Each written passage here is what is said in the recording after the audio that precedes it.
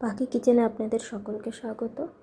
আজকে আমি রান্না করেছি চিকেন পকোড়া। খুব সহজ পদ্ধতিতে সবাই পারে চিকেন পকোড়া তৈরি করতে, কিন্তু দোকানে যেরকম চিকেন পকোড়া হয় সেখানে শুধু আটা ময়দাগুলোই বেশি থাকে, চিকেনটা কম থাকে। আমি যখন ঘরে চিকেন পকোড়াটা বানালাম তখন তার স্বাদটাই অন্যরকম ছিল এবং খুব সহজেই খুব তাড়াতাড়ি চিকেন পকোড়াটা বানানো হয়ে যায়। দেখুন, আমি বোনলেস চিকেন নিয়ে নিয়েছি, তবে হাড়ওয়ালা চিকেন নিলেও কোনো অসুবিধা হবে না। বোনলেস চিকেনের মধ্যে আমি একটু লবণ আর একটু চিকেন মশলা পাউডার যেটা হয় সেটা মাখিয়ে রেখে দিয়েছি। আর এদিকে আমি পেঁয়াজ কুচিয়ে নিয়েছি, স্বাদে সামান্য আদা আর ঝাল আপনার পছন্দ মতো। এইগুলো ভালো করে সুন্দর করে আমি মাখিয়ে নিচ্ছি। দেখুন, এইভাবে পেঁয়াজগুলোকে ভালো করে ছাড়িয়ে নিচ্ছি যাতে আটকে না থাকে একটার গায়ে একটা। এরপরে আমি এর মধ্যে দিয়ে দেবো ময়দা দিয়ে আগে ভালো করে পেঁয়াজটাকে ভালো করে মাখাবো, কারণ পেঁয়াজের মধ্যে জল থাকে। সেই জলটা যতক্ষণ বেরোচ্ছে আমি মাখিয়ে নেব।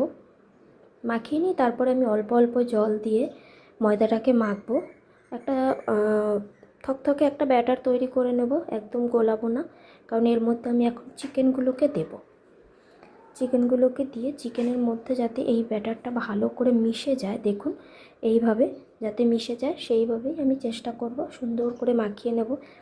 মাখিয়ে নিয়ে আস্তে আস্তে এই পেঁয়াজ আর এই চিকেন শুদ্ধ আমি সুন্দর করে ম্যারিনেট করে এটাকে রেখে দেবো কিছুক্ষণ। এরপরে কড়াইতে আমি তেল দিয়ে দেবো। কড়াইতে আমি তেল দিয়ে দিচ্ছি। দেখুন, এইভাবে মাখানো হয়েছে, সুন্দর দেখতে লাগছে মাখানোটার পরে। এইভাবে কড়াইতে আমি সাদা তেল ইউজ করেছি, আমি সাদা তেল দিয়ে দিলাম।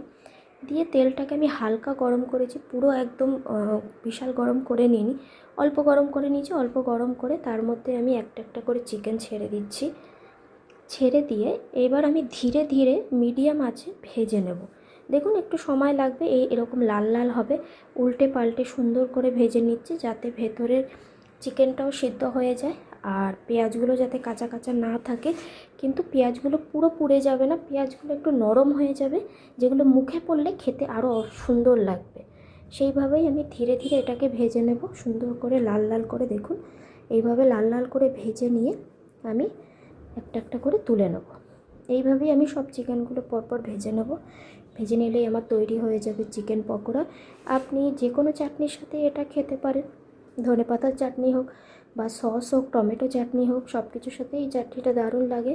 আমি টমেটো সস দিয়ে সার্ভ করেছিলাম, দারুণ লেগেছিলো খেয়ে।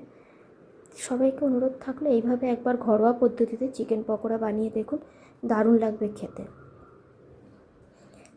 সুন্দর একটা স্ট্রাকচার তৈরি হয়ে গেছে, দেখুন ভেতরে সিদ্ধও হয়েছে খুব সুন্দর। সুন্দর খেতে হয়েছিল, করকরে একটা ব্যাপারও ছিল, পেঁয়াজগুলো পুরো গলে যায়নি, দারুণ লাগছিল।